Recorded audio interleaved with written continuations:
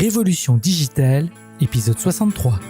Hey, this is John Lee Dumas of EO Fire, and you're listening to Revolution Digital with François Lambert.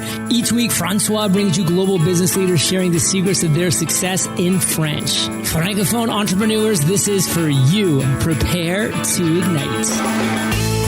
Bienvenue sur Révolution Digitale, le podcast des nouveaux entrepreneurs. Get the top tips from leading global entrepreneurs in French. Chaque semaine, nous parlons avec des entrepreneurs qui ont réussi et partageons leur expérience avec vous. Join the entrepreneur revolution now and get ready to succeed. Et laissez-vous inspirer avec votre hôte, François-Paul Lambert.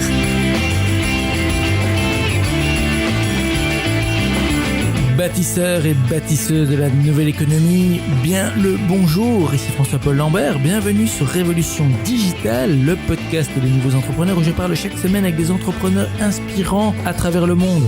Révolution Digitale est diffusée toutes les semaines et les comptes rendus détaillés de tous les épisodes sont disponibles sur notre site web révolutiondigitale.fr. Restez avec nous et n'oubliez pas de vous inscrire gratuitement sur notre site pour rejoindre la tribu digitale et de vous abonner au podcast sur Apple Podcasts, Google Podcasts, Spotify, SoundCloud, Deezer ou sur votre service préféré. Vous pouvez aussi nous suivre sur Twitter, Instagram et Facebook. Vous trouverez tous les liens dans les comptes rendus de l'épisode sur notre site internet également. Vous êtes la tribu digitale.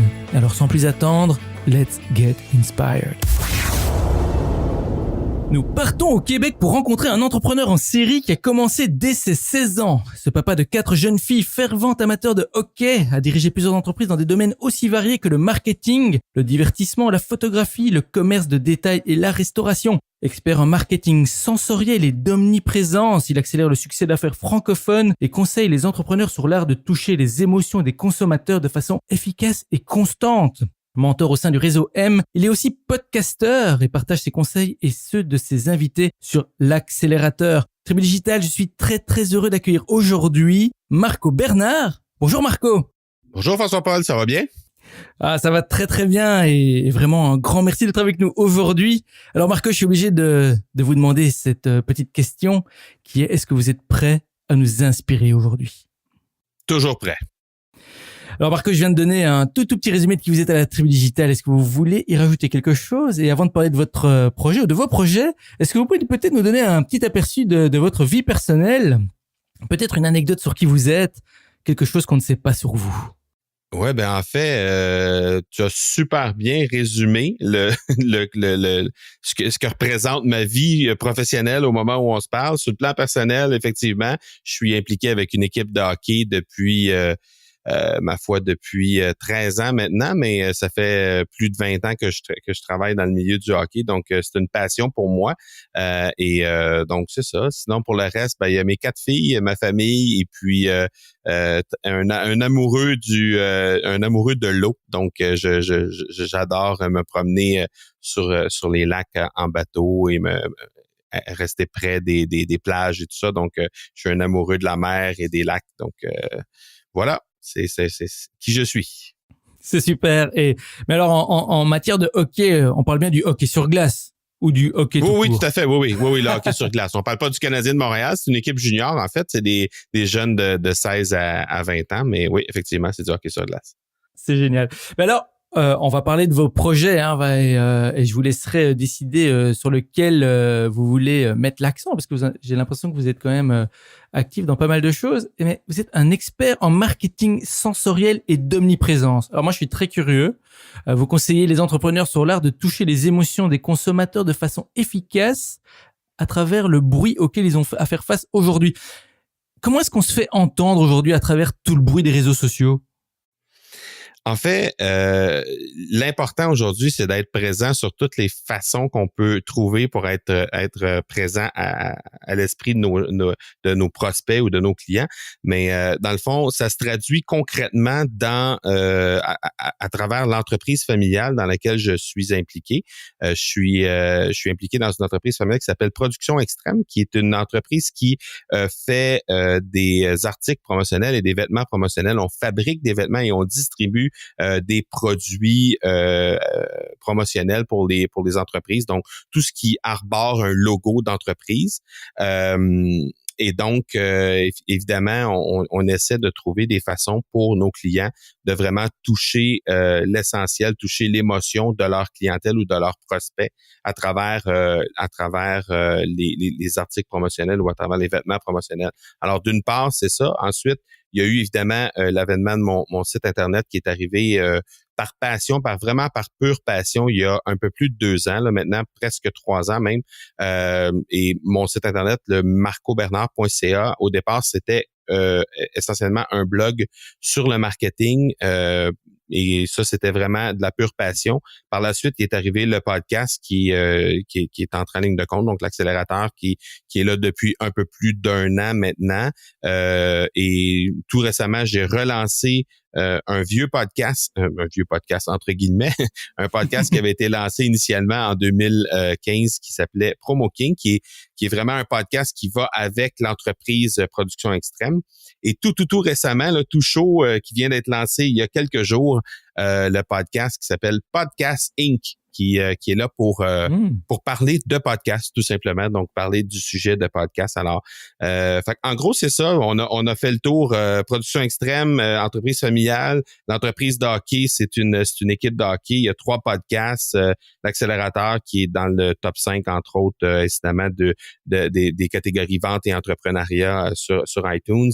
Sinon, il y a aussi le SVAB que j'ai lancé au mois d'avril, qui est une réunion de 21 experts. En fait, en avril, c'était 21 experts. On va le relancer à l'automne, ce sera 24 plutôt. Ce sont des experts qui viennent nous livrer des conférences virtuelles sur 3 jours. Donc, les experts nous parlent pendant 1 heure de leur sujet d'expertise. Et donc, c'était une première au mois d'avril. C'était vraiment exceptionnel. On a eu comme 1200 participants. Ça a été vraiment très, très, très intéressant. Et sinon, je suis en train de finaliser la version bêta de l'Académie du podcast. Donc, pour les gens qui nous écoutent aujourd'hui, qui veulent se lancer dans l'aventure du podcast, comme tu l'as fait, François-Paul, et comme je l'ai fait il y a quelques années également, ils auront une version francophone d'une formation qui est un dérivé un peu de toutes les grosses formations qui existent aux États-Unis, mais en plus avec l'expérience que j'ai eu la chance d'avoir et que j'ai pu aussi constater chez des gens comme toi ou chez des gens comme d'autres qui se sont lancés dans le podcasting aussi en français, parce que on a une réalité francophone qui est très, très, très différente des Américains. Donc, à partir de là, il faut vraiment prendre ce que les Américains font. Ils font très bien les choses dans bien des cas, mais il faut prendre ce qu'ils font et l'adapter à notre réalité francophone. Donc, c'est un peu ce que j'ai essayé de faire avec l'Académie du podcast qui sera disponible officiellement à la fin du mois d'août prochain. C'est vraiment génial et merci beaucoup Marco d'avoir présenté tout ça. Vous avez même anticipé un peu sur ma question, donc ça m'évite de devoir la poser. Et waouh, tous ces projets. Et alors, bon, déjà on va suivre très attentivement tout ce que vous allez développer. Je suis très intéressé par cette académie du podcast, moi personnellement. Mais alors, est-ce que vous pouvez nous dire peut-être ici quel est votre projet principal, celui qui vous fait générer vos revenus? Et peut-être, est-ce que vous pouvez nous expliquer un peu pourquoi vous avez choisi ce business model en particulier? Ouais, en fait, présentement, évidemment, il y a Production Extrême, c'est une entreprise qui est là depuis 1956. Là, faut comprendre que moi, j'étais pas là à ce moment-là, mais il reste que c'est une entreprise qui a été rachetée par mon père au début des années 80. Donc, présentement, je suis impliqué dans cette entreprise-là avec mon père et mon frère. Donc, sur le plan personnel, les revenus viennent essentiellement de cette entreprise-là. Il y a un peu de revenus aussi qui viennent du SVAB dont on a parlé tantôt, qui viennent un peu du podcast également à travers des associations, de la publicité qui est mise à l'intérieur du podcast. Sinon, il y a beaucoup de coaching. J'ai beaucoup de demandes de coaching. J'essaie de répondre le plus possible à travers les activités que j'ai aux demandes que j'ai. Et c'est pour ça que si les gens se présentent sur mon site Internet, il y a pas nulle part qui est mention de coaching. Donc, parce que j'ai pas le temps de répondre à toutes ces demandes-là, mais il y a un peu de revenus qui viennent de là. Puis sinon, le SVAB dont j'ai parlé au mois d'avril, sinon l'Académie du podcast qui s'en vient, ce sera probablement des sources de revenus qui vont être un peu plus importantes là, à partir de la fin du mois d'août. Génial. Bon, allez, avant de continuer, Marco, je suis obligé de vous demander un petit conseil rapide pour la tribu digitale. Est-ce que vous pouvez nous donner peut-être un conseil marketing facile à mettre en œuvre, par exemple? Je vous dirais, l'essentiel, c'est de vraiment bien se connaître. Ça a été, on va en parler un peu plus loin, je pense, dans l'entrevue, mais ça a été un point qui m'a vraiment, je dirais, manqué dans les 15 à 20 premières années. Et là, c'est beaucoup, là, 15 à 20 premières années, mais 15 à 20 premières années de ma vie professionnelle, c'est des choses qui m'ont manqué. C'est-à-dire que de prendre un certain recul, de prendre un certain temps pour bien se connaître, pour faire en sorte que on peut connaître nos forces et nos faiblesses pour ainsi miser sur vraiment ce qui représente nos forces et de mettre de côté nos faiblesses. Ceci dit, ça n'empêche pas qu'on peut continuer de se perfectionner un peu partout, là, puis de continuer d'apprendre et de devenir un meilleur entrepreneur en lisant ou en écoutant des podcasts ou en lisant des livres ou peu importe, mais il reste que à la base, je pense que de bien se connaître pour miser sur ses forces, c'est vraiment un point qui est important là, pour nous permettre de nous démarquer au niveau de notre entreprise, du marketing de notre entreprise. Connais-toi toi-même. Ah, ça c'est une... Voilà. Ça remonte, on peut remonter à l'Antiquité grecque, je pense, pour cette expression, et c'est de la sagesse ancienne que Marco nous présente ici. Alors, Tribu Digital, gardons ça à l'esprit, car nous allons maintenant explorer le parcours entrepreneurial de Marco, son aventure en tant qu'entrepreneur, le voyage qui l'a amené là où il est aujourd'hui. Alors Marco, commençons par cette question qu'on appelle l'appel à l'aventure. Alors, quand est-ce que vous avez su vraiment au fond de vous que vous vouliez devenir entrepreneur? Et si vous ne vous êtes pas lancé tout de suite, qu'est-ce qui vous a retenu? Dans les faits, au départ, j'avais à peu près, je sais pas exactement quel âge, mais je dirais quelque chose comme 12 ou 13 ans. J'étais celui qui constamment allait organiser des trucs. Donc, j'étais à la tête d'une ligue de balles molles dans le coin où on avait des campings là, dans le coin où j'ai grandi sur les rives du lac Champlain. Et puis, c'était moi qui organisais les ligues de balles molles avec tous les campings autour. C'était moi qui allais voir le propriétaire de mon camping pour essayer de trouver une façon de lui négocier des uniformes pour habiller l'équipe de balle molle du camping, etc. Donc, aussi loin que je me rappelle, j'étais comme, il y avait comme un jeune entrepreneur qui sommeillait en moi et qui devait vraiment être, qui devait inévitablement un jour ou l'autre sortir. Finalement, en bout de ligne, à l'âge de 17 ans, mon père m'a mentionné, en fait, peut-être à l'âge de 16 ans, mon père m'a mentionné, Marco, si tu as une idée d'entreprise que tu aimerais lancer, parle-moi-en et on va sauter là-dedans ensemble. On va étudier le plan et puis on va voir si on est capable de vivre de ça, on est capable de mettre ça en place et de faire que ça va être un succès. Ce qui est arrivé en bout de ligne, c'est que à l'âge de 17 ans, on a ouvert ce qu'on peut appeler un bar. Je ne sais pas si ça existe en Europe. Au Québec, il y en a quelques exemples là, c'est un bar mais pour personnes mineures. Donc chez nous on appelle ça un 14-18. Donc c'est pour les jeunes de 14 à 18 ans parce qu'à partir de 18 ans on peut aller dans les établissements licenciés où on sort de la boisson, mais avant ça donc pour 14 à 18 ans, il y avait rien qui existait dans la ville où on demeurait qui s'appelle Granby, qui est à peu près à 45 minutes de Montréal. Et puis, on a décidé de se lancer là-dedans, tout simplement. Donc, on a lancé ce qui était probablement la plus belle discothèque en ville, tout âge confondu. Mais finalement, en bout de ligne, c'était seulement pour les jeunes de 14 à 18 ans. Ça a été un succès retentissant pour les 6 à 8 premiers mois. En fait, on a lancé l'aventure à l'automne. Ça a été vraiment exceptionnel. Tant et aussi longtemps qu'on était dans la période scolaire, c'était extraordinaire. Et quand on avait sous-estimé le fait que au moment où on est à peu près dans l'année présentement, quand le mois de mai, juin arrivait, en fait, là, à ce moment-là, on tombait dans une période relativement morte parce que les jeunes étaient à l'extérieur avec leurs parents en vacances, etc. Et là, on avait une chute drastique de l'achalandage, ce qui a fait en bout de ligne que pendant 3-4 mois, ben on se retrouvait qu'on allait un peu gruger les quelques dollars de profit qu'on avait fait durant l'hiver. Ce qui a fait qu'en bout de ligne, on a vendu on a transformé ce bar-là de 14-18 en bar pour adultes au final. Mais sinon, par après, il y a eu une série d'entreprises. Il y a pas si longtemps, il y a quelqu'un qui me posait la même question. J'ai fait le décompte avec cette personne-là pendant quelques minutes. Je me suis amusé à faire le décompte. J'ai démarré dans ma vie depuis l'âge de 17 ans, 19 entreprises. Wow. Donc, c'était, c'est ça.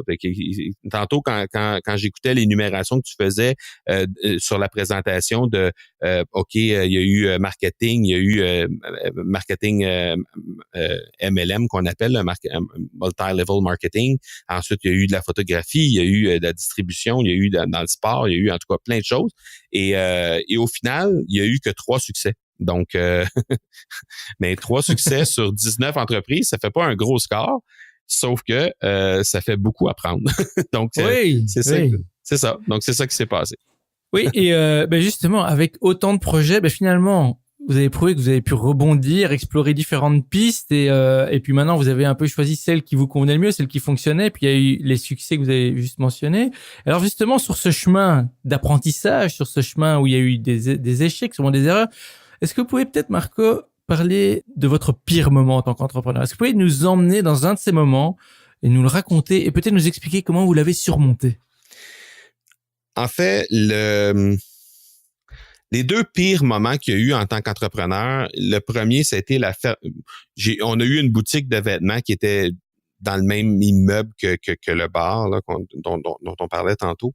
Et on a dû fermer cette boutique-là parce que ça fonctionnait pas, c'était dans un sous-sol, c'était mal situé, bref, il y a plein de raisons, mais bref, on a dû fermer cette boutique-là. Ça a été difficile parce que faut comprendre que dans la famille où j'ai grandi, on a toujours été dans le vêtement. Comme j'ai dit tantôt, on a une entreprise qui est en affaires depuis 1956, qui à la base est une entreprise de confection de vêtements. Donc, on a toujours œuvré dans le domaine du textile, dans le domaine du vêtement, et d'ouvrir une entreprise dans ce domaine-là, pour nous, ça nous apparaissait relativement simple parce que c'est un domaine qu'on connaissait. Donc, on s'est simplement lancé là-dedans, et de devoir fermer ça après, ma foi, même pas un an d'opération, ça a été une période un peu difficile de ce côté-là. Et de devoir, l'autre chose aussi, c'est de devoir assumer énormément de pertes de dollars lorsqu'on a dû éventuellement vendre le bar, parce que ça a été vendu mais plutôt après 3 ans de son ouverture. Et puis en bout de ligne, il y avait des gros prêts qui allaient avec ça et tout ça. Donc, au moment où on a vendu, on n'a pas vendu suffisamment un bon montant pour être capable de rembourser toutes les dettes qu'on avait. Donc, on a dû prendre du vieux gagné, comme on dit chez nous, pour arriver à payer les dettes qu'on avait par rapport à ça. Donc, c'était un moment relativement difficile. Et comment j'ai su surmonter ces différents échecs-là, parce qu'il y en a eu plusieurs autres aussi. Là, comme j'ai dit tantôt, il y a eu que 3 entreprises qui ont eu du succès sur les 19. Les 16 autres, ça a été échec par-dessus échec, jusqu'à temps que je me rende compte en bout de ligne que vraiment, il y avait comme un fil conducteur qui faisait ça. Puis en fait, je me suis pas rendu compte de ça du jour au lendemain, mais il y a eu comme une espèce de parcours qui est entamé après ça, qui m'a amené à découvrir que au final, il y avait certaines sphères de ma vie qui fonctionnaient bien, puis il y avait certaines sphères qui fonctionnaient pas bien. Pas certaines sphères qui fonctionnaient pas bien, mais plutôt certaines sphères qui fonctionnaient bien, alors que je devais me concentrer sur ces sphères-là et de pas m'éparpiller à d'autres choses que j'avais fait pendant les 15 à 20 premières années de ma vie. Wow. Et justement, alors Marco, à l'inverse, est-ce que vous pouvez nous emmener dans un de vos meilleurs moments, alors, en tant qu'entrepreneur? C'est peut-être une épiphanie que vous avez eue, une idée géniale qui vous aurait poussé vers plus de réussite, ou peut-être juste un moment éclairé, vous étiez en mesure de tourner les champs dans votre faveur. Est-ce que vous pouvez nous raconter ça? Ouais, en fait, simplement, 2011, ma conjointe, avec qui je suis marié maintenant aujourd'hui, et que j'avais rencontré quelques mois auparavant, m'offre à mon anniversaire la biographie de Steve Jobs. Et j'ai lu, je sais pas si François Paul, tu as eu la chance de lire la biographie de Steve Jobs, qui est une brique d'à peu près 3 Oui, c'est une pouces grosse de haut, brique. là. Oui, Ouais. c'est marrant que vous dites ça parce qu'elle est justement sur mon étagère. Je l'ai emmenée avec moi et bizarrement, je ne l'ai pas encore lue. Alors, il va falloir attention à ne pas faire un spoiler, mais on est à l'écoute. C'était une révélation pour moi dans le sens que j'ai découvert à ce moment-là, de façon encore plus claire, que c'est important d'être fidèle à ses convictions et que c'est important d'avoir une vision claire de où on veut aller dans la vie. Mais pour être capable de faire ça, il faut être capable de se connaître à fond pour vraiment être en mesure d'avoir une quête, de vouloir vraiment carrément changer le monde. Mais bon, évidemment, à notre niveau, on s'entend. Je veux dire, on n'est pas tous des John F. Kennedy, des Martin Luther King ou même des Adolf Hitler à la limite, là. Mais tu sais, on peut influencer le monde de façon positive, on peut influencer le monde de façon négative. L'important, c'est d'avoir une quête claire en bout de ligne, et c'est ce qui fait que ces gens-là ont connu un succès entre guillemets relatif, dans le sens où ils ont réussi à amener des gens derrière eux.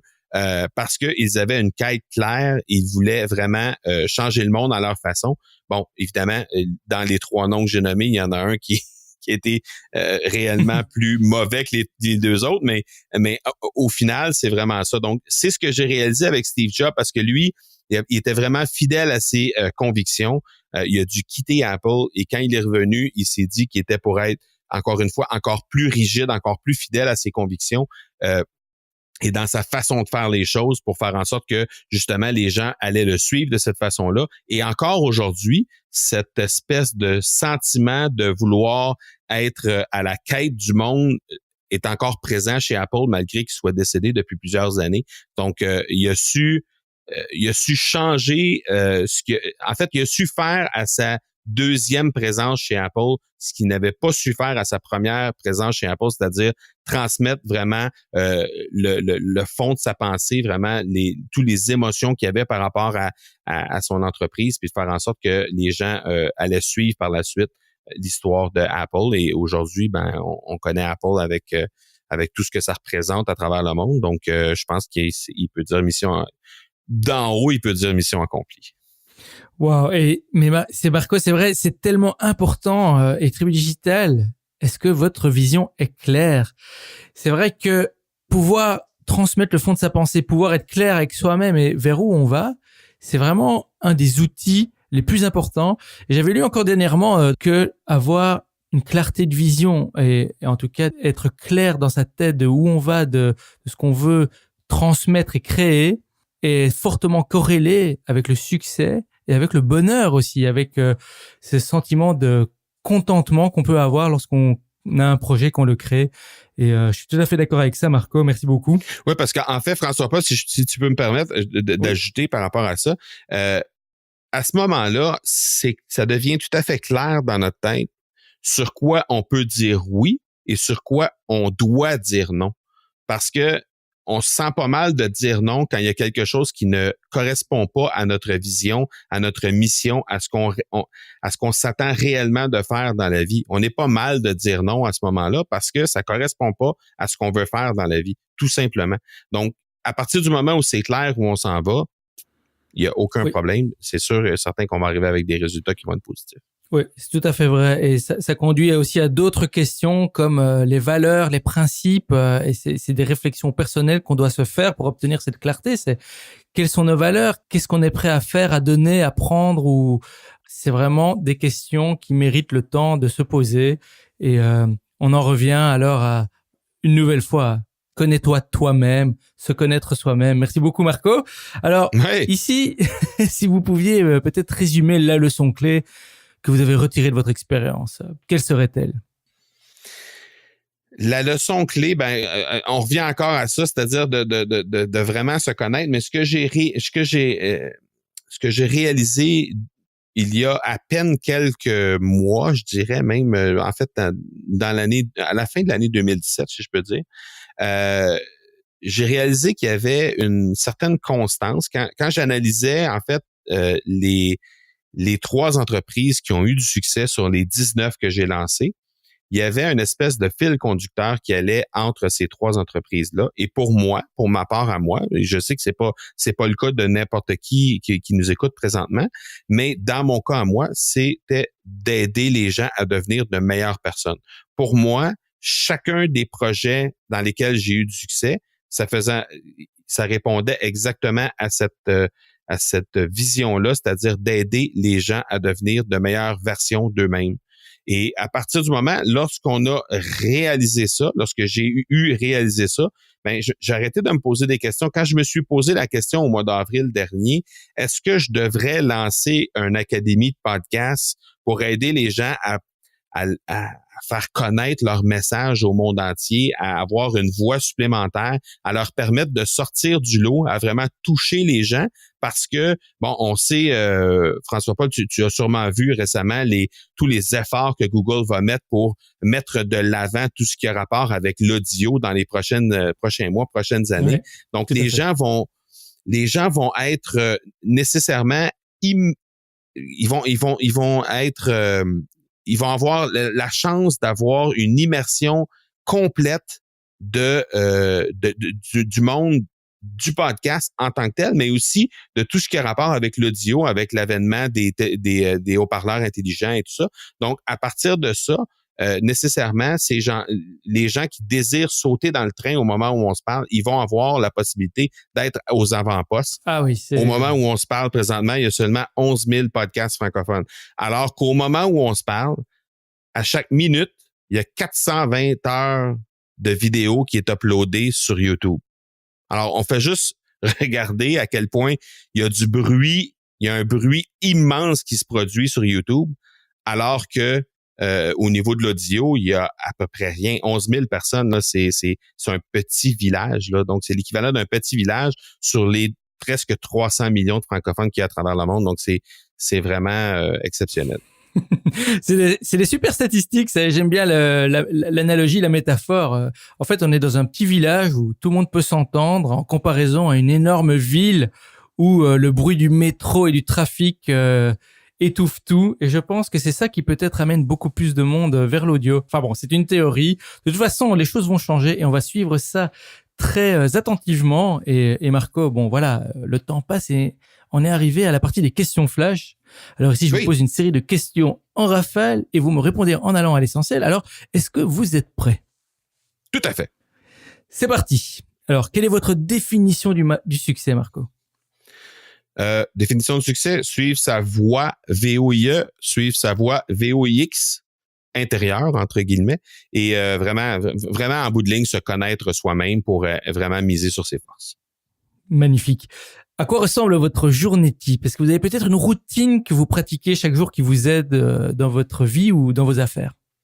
Ouais, 4h45, on est debout, il y a un petit entraînement, la douche, le déjeuner, par la suite, pendant qu'on déjeune, on apprend. Donc, il y a une période d'apprentissage qui se fait là. Donc, c'est souvent soit des podcasts ou de la lecture. Et par la suite, bon, il y a la journée qui s'enclenche. Et à la fin de la journée, il y a toujours le planning de la journée suivante qui va se faire comme ça. Quand on s'assoit au bureau, ben on sait exactement à quel endroit on met nos efforts.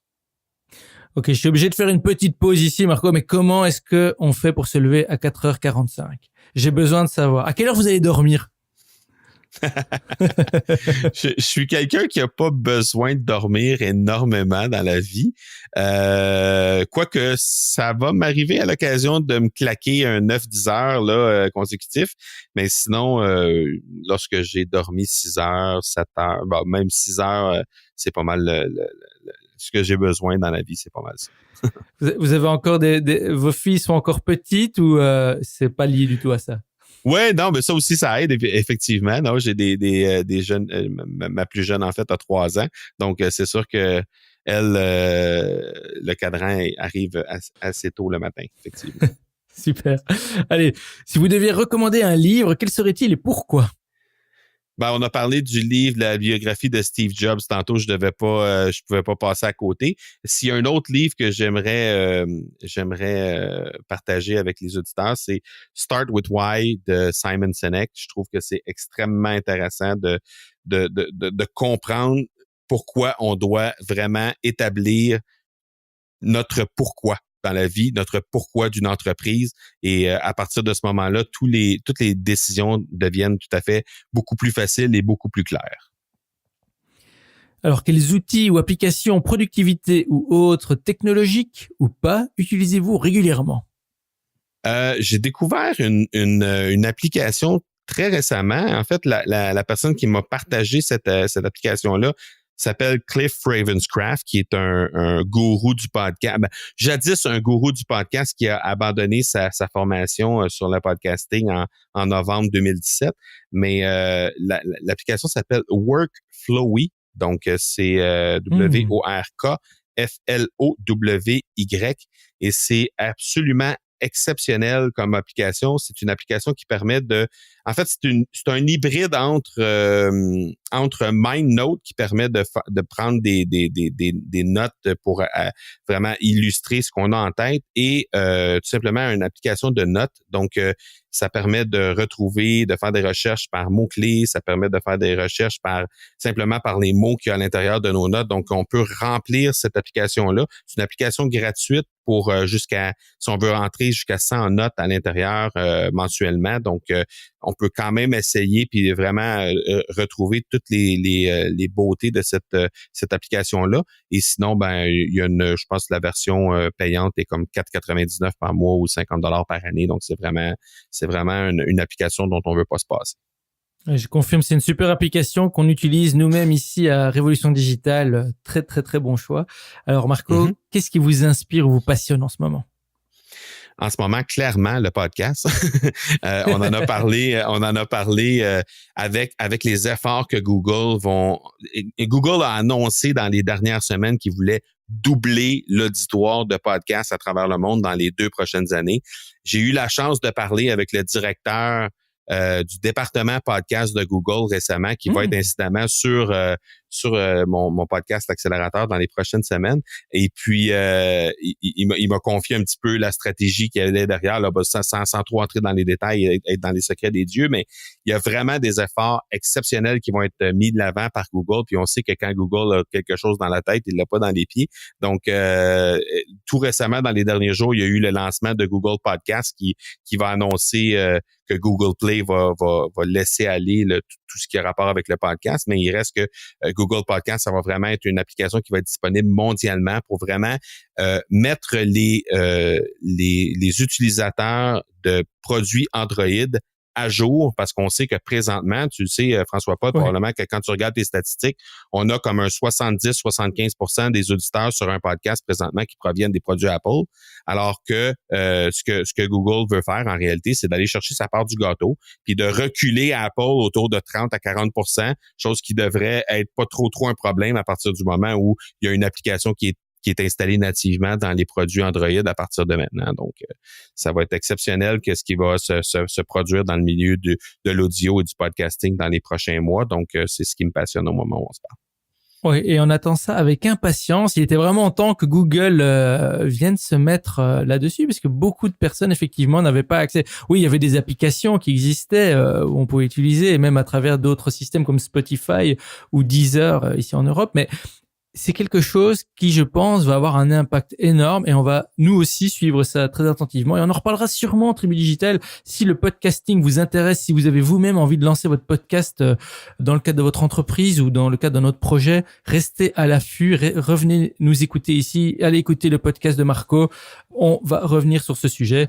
Et Marco, je vous emmène François dans la Paul, si je peux me permettre, en fait, ce que ça va faire, le fait que Google se mette de la partie là-dedans, c'est que dans les produits Apple, je sais pas si tu utilises un produit Apple là, au niveau de ton téléphone ou des tablettes, là, je sais pas si c'est. Moi, je suis quelqu'un qui est vendu à Apple, évidemment, là, je pense que vous l'avez compris, mais dans les nativement, donc quand on achète un produit Apple, il y a l'application podcast qui est là. Donc, quelqu'un qui ne connaît pas les podcasts va quand même avoir l'application podcast qui est installée à l'intérieur de son produit lorsqu'il l'allume et à la limite, lorsqu'il est encore dans le Apple Store puis qu'il va juste le mettre à on, il va automatiquement avoir l'application podcast qui est installée dans son appareil. Ce qui va faire en sorte qu'un jour ou l'autre, probablement, il va cliquer sur cette application-là juste pour voir Ben, écoute, donc, qu'est-ce que c'est donc cette fameuse application de podcast-là? Comme on fait avec la majorité des applications lorsqu'on achète un téléphone, parce qu'il y a des nouveaux gadgets qui arrivent dans les téléphones. On veut découvrir qu'est-ce qu'il y a à l'intérieur de ça. Donc, on est immergé dans cette espèce d'univers-là du podcast. Chose qu'il n'y avait pas du tout dans aucun appareil Android jusqu'à aujourd'hui. Parce que il fallait aller chercher une application tierce pour être capable de consommer des podcasts. Donc, si à la base, un utilisateur d'Android ne connaît pas le milieu du podcast, il connaît pas le milieu du podcast, puis probablement qu'il sera jamais mis en contact avec ça, à moins que ce soit d'une façon autre, là, soit sur Internet ou peu importe. Donc, à partir de ce moment-là, et si l'application est déjà là, évidemment, il y aura une immersion qui va se faire des utilisateurs Android. Et de cette façon-là, je pense qu'il va y avoir définitivement une opportunité à saisir au niveau du podcast dans les prochains mois. Voilà, merci pour ces clarifications, Marco. Et vu qu'on était dans la section des questions en rafale, on est plutôt parti on a un peu casser le rythme, mais je ne pouvais pas passer à côté de cette question. Merci beaucoup. Allez, je vous emmène dans la dernière question, c'est la question Back in Time. C'est la classique, hein. Alors Marco, imaginons que vous ayez l'opportunité de remonter le temps et vous vous retrouvez face à votre vous de 18 ans. Vous n'avez que 5 minutes avant que le portail temporel ne vous ramène au présent avec l'expérience que vous avez maintenant. Que vous diriez-vous d'un point de vue pratique? Que feriez-vous différemment? Quel plan ou conseil précis vous donneriez-vous pour réussir plus efficacement et qui n'implique pas d'acheter des billets de loto, des paris sportifs ou d'investir en bourse? Ouais, les paris sportifs, ça serait vraiment, vraiment, vraiment intéressant. Mais OK, on va jouer le jeu. Je dirais simplement, Marco, là, tu t'arrêtes immédiatement. Tu pars une semaine à l'étranger, peu importe à quel endroit, probablement sur le bord de la mer, en quelque part aux États-Unis ou dans les îles, et tu prends le temps de vraiment t'asseoir pour connaître qui tu es.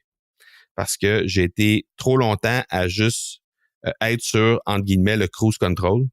Et puis, ça a fait en sorte que j'ai pas perdu parce que j'ai toujours un peu cette inspiration, pas cette inspiration-là, mais cette espèce de sentiment-là que ce qu'on fait dans la vie, ça nous sert, puis c'est ça qui fait en sorte que on devient la personne qu'on est aujourd'hui. Mais il reste que si j'avais eu l'expérience que j'ai aujourd'hui, que j'avais pris le temps de m'asseoir et de au moins me connaître un peu mieux à ce moment-là, probablement que j'aurais été capable de devancer les résultats que j'ai aujourd'hui d'une décennie ou au moins de quelques années.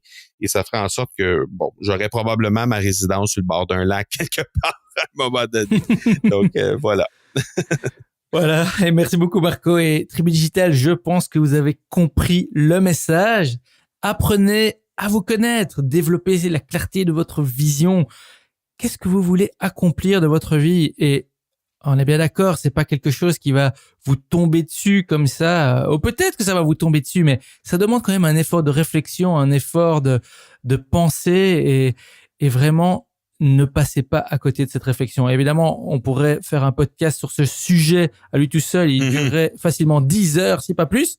Et on n'a pas tout ce temps-là. Donc, Marco, on est obligé de continuer puisqu'on est arrivé à la fin de l'épisode. Et c'est là que je vous remercie d'avoir partagé généreusement toutes ces informations avec nous. Alors, Tribu Digital, j'espère que vous avez bien pris note. Je sais qu'il y en a parmi vous qui hésitent encore à se lancer.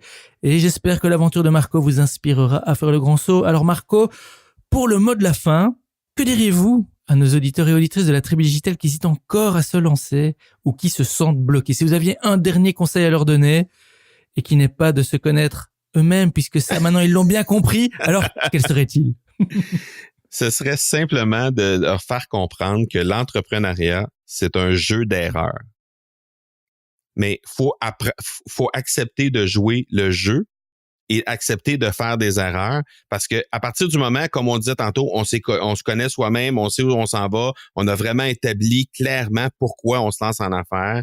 Là, on accepte de faire des erreurs, on se lance à fond et on diffuse notre message et puis par la suite, on verra ce qui va se passer. Il va y avoir des choses qui vont fonctionner, il va y avoir des choses qui vont pas fonctionner. En fait, il va probablement en avoir beaucoup plus qui fonctionneront pas, mais on va apprendre de ça puis on va avancer. Et c'est ce qui fait en sorte que l'entrepreneuriat, c'est pas une science infuse, c'est pas une science exacte. On doit simplement aller de l'avant et apprendre de nos erreurs pour faire en sorte que c'est un défi constant qui se renouvelle à chaque jour. Tout est dit, Marco. Vraiment, merci du fond du cœur d'être venu nous rejoindre aujourd'hui. Et avant de nous quitter, dites-nous peut-être comment rester en contact avec vous sur les réseaux sociaux ou ailleurs. Et si vous avez une annonce à faire, on en avait déjà fait une petite tout à l'heure, mais si vous en avez une ou si vous voulez la répéter, eh ben la Tribu Digitale vous écoute. Les façons de me rejoindre sur les médias sociaux, c'est relativement simple. Donc, Facebook, Instagram ou LinkedIn, c'est les mêmes adresses. Donc, c'est évidemment facebook.com/M Marco Bernard. C'est la même chose sur LinkedIn et c'est la même chose sur Instagram. Donc, si vous voulez me rejoindre sur ces trois plateformes-là, c'est la façon facile de le faire. Sinon, mon site internet, le marcobernard.ca et l'Académie du podcast dont on a parlé tantôt. Et au moment où on se parle, la liste d'attente est ouverte. Donc, s'il y a des gens qui désirent lancer leur podcast, donc vous pouvez tout simplement aller à academypodcast.com pour vous inscrire sur la liste d'attente. Et en dernier lieu, je vais faire un cadeau à tes auditeurs, François-Paul. Ils ont simplement à se rendre à marcobernard.ca/révolution digitale. Et à cet endroit-là, ils vont trouver c'est presque un livre complet, mais en fait, on va appeler ça un e-book, là, mais c'est presque un livre complet sur comment générer 3000 visiteurs par mois en moins de 17 minutes par jour. Ils vont pouvoir découvrir ça. Donc, on va simplement se rendre à cette adresse-là et puis ça va me faire plaisir de leur remettre ce livre-là. C'est super, Tribu Digitale, vous venez d'entendre Marco Bernard partager avec vous son expérience et ses conseils. C'est à vous de jouer maintenant. Rejoignez-nous sur révolutiondigitale.fr et tapez Marco dans la barre de recherche. Vous aurez accès à sa page dédiée avec toutes les informations et les références dont nous avons parlé aujourd'hui. Et bien sûr, n'oubliez pas de visiter la page de Marco sur marcobernard.ca et de le suivre sur ses réseaux sociaux. Allez visiter aussi academypodcast.com si vous rêvez de lancer votre propre podcast. Allez vous inscrire tout de suite sur sa liste d'attente. Et franchement, moi, j'hésiterai pas une seule seconde non plus. Je vais d'ailleurs aller moi-même chercher le cadeau sur le site que Marco vient de nous donner et on mettra le lien exact sur la page. Évidemment, allez chercher ça sur la page. Mais moi, je pense qu'un cadeau comme ça, on ne passe pas à côté. Merci de tout cœur, Marco, pour ça. Merci d'avoir partagé votre aventure avec la Tribu Digitale. Je vous dis au revoir et je vous retrouve en backstage. Salut François-Paul. Hey Tribu Digitale, merci de nous avoir écoutés aujourd'hui. J'espère que vous avez aimé notre entrevue avec Marco. Venez continuer la discussion avec nous sur Twitter et Instagram, c'est @RevoDigital et sur Facebook /Révolution Digitale. On vous y attend. N'oubliez pas non plus de vous abonner sur Apple Podcasts, Google Podcasts, SoundCloud ou inscrivez-vous directement sur notre site web pour être notifié des prochains épisodes. Et surtout, n'hésitez pas à nous donner votre feedback. Dites-nous s'il y a des sujets que vous voudriez voir abordés dans le podcast ou si vous voulez que l'on interviewe un ou une entrepreneur en particulier. Dites-nous tout.